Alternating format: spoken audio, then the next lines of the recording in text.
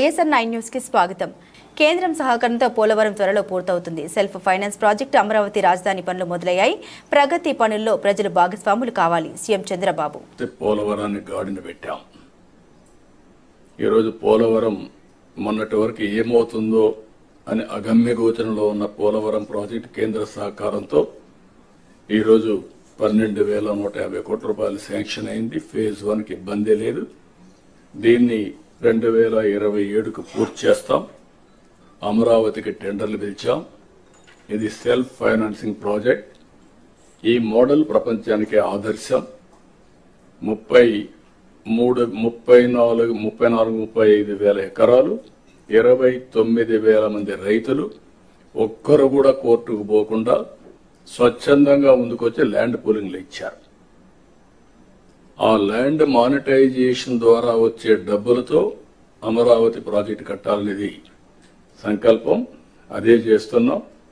ఇప్పుడు దానికి మీరు చూసినప్పుడు ఆ ల్యాండ్ మనం ల్యాండ్ అక్విజిషన్ చేసేవాళ్ళం. ఈరోజు వాళ్ళు ఇచ్చిన ల్యాండ్ వల్ల ఇన్ఫ్రాస్ట్రక్చర్కి కొన్ని కంపెనీస్కి ఇచ్చి అదే మరి గవర్నమెంట్ బిల్డింగ్స్ కట్టి వాళ్ళకి తిరిగి ల్యాండ్ ఇచ్చిన తర్వాత కూడా మనకు కొంత డబ్బులతో ఈ రోడ్లు ఇవన్నీ చేసే పరిస్థితి వచ్చింది. కాబట్టి this is the best model. అందుకే ప్రజల్ని ప్రోగ్రెస్ లో భాగస్వాములు చేయాలి.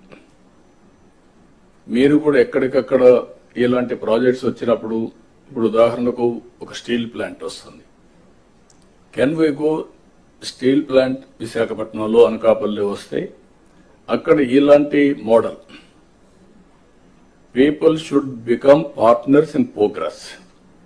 వాళ్ళని భాగస్వాములు చేస్తే విన్ విన్ సిచ్యువేషన్, వీళ్ళ ఆదాయం పెరుగుతుంది.